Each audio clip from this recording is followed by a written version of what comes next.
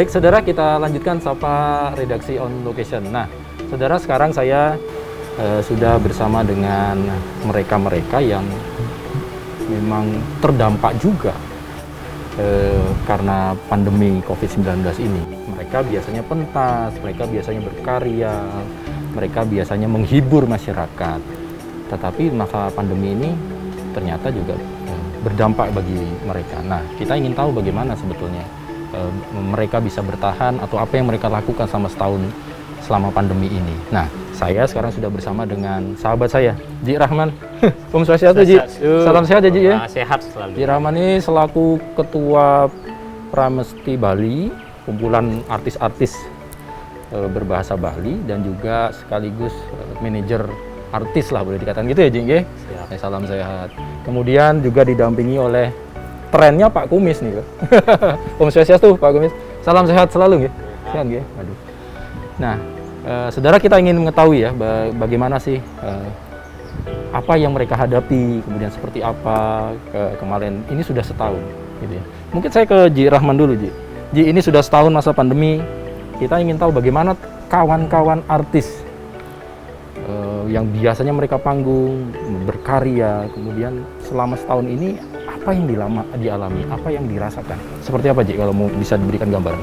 Baik. Di awal-awal pandemi, sebagian besar dari musisi ataupun seniman Bali sangat terkejut dengan adanya pandemi ini.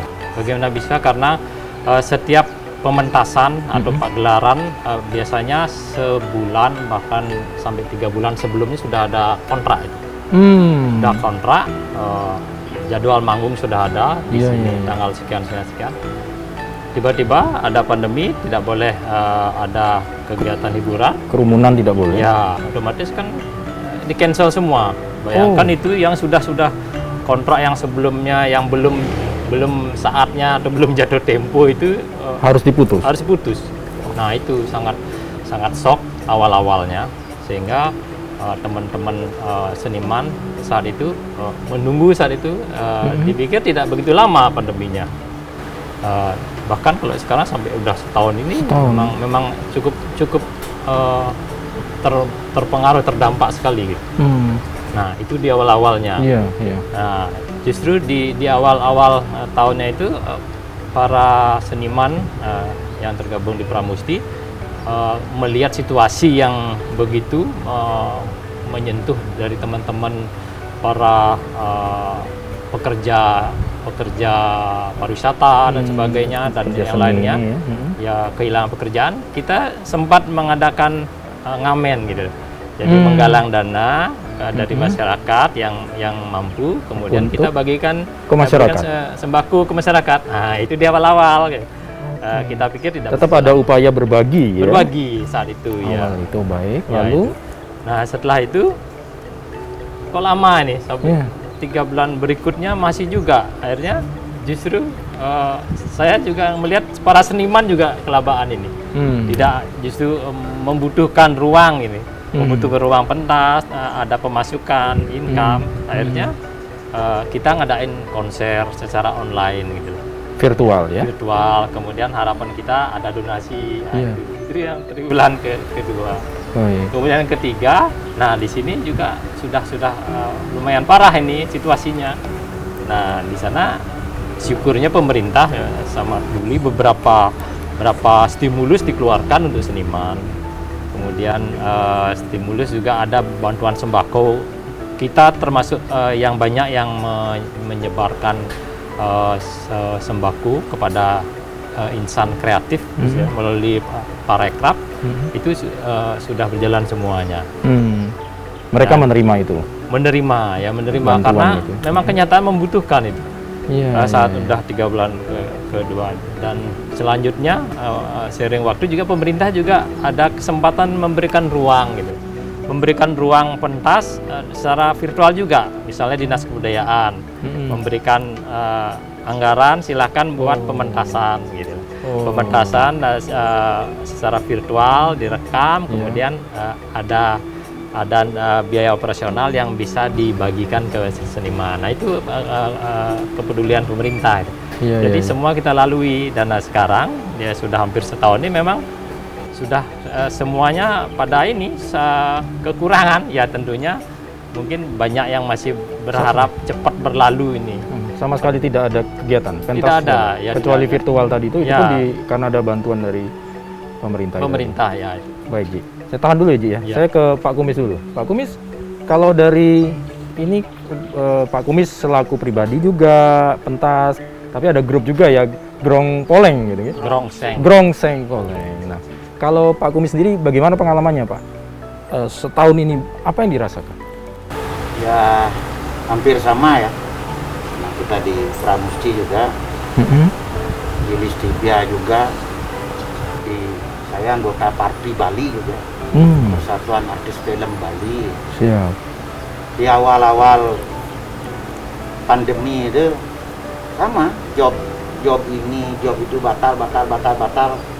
Saya pikir seperti sakitnya 3 bulan berlalu, oke lah. Sempat juga ngamen, berbagi nasi, membagi kebahagiaan. Jadi tidak masalah 3 bulan.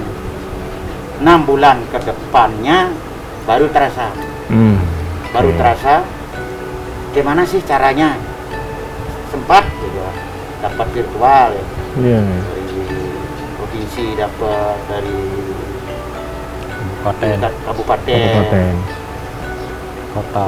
kota dan lain sebagainya. Yang keluar daerah itu padahal ke Palangkaraya cancel. Taman Mini cancel. Syuting film nggak jadi. Karena anggota Parti kan 6 bulannya itu kita sudah mulai berpikir, jangankan untuk orang lain ya, tetap berbagi semampunya. Tapi untuk diri kita sendiri harus jaga-jaga ini. 6 bulan, 7 bulan, 8 bulan sampai sekarang, teman-teman seniman ini seperti saya sudah tidur nyenyak guling kasur istilahnya. Oh iya.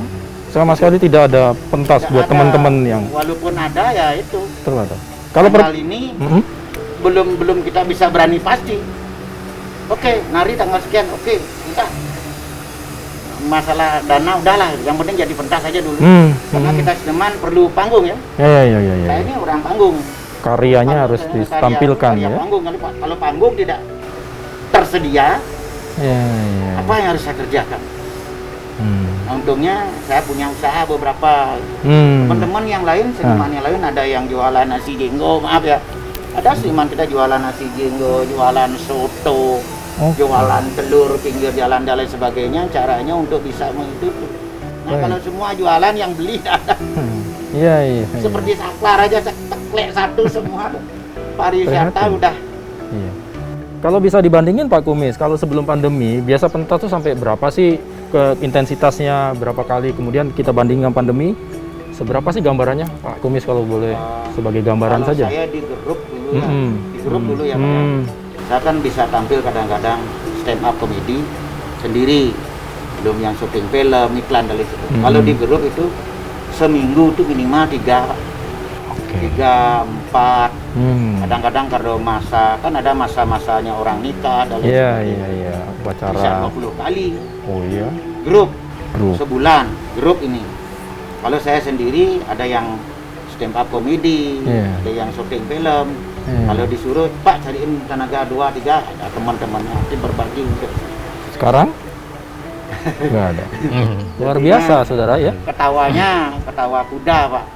Ini raja itu, bukan tawa hahaha. Untungnya saya sekarang juga ada di yoga, yoga ketawa. Yoga ketawa itu masih bisa dilakukan di setiap desa. Seperti tempat umum enggak banyak, tapi dengan protokol kesehatan.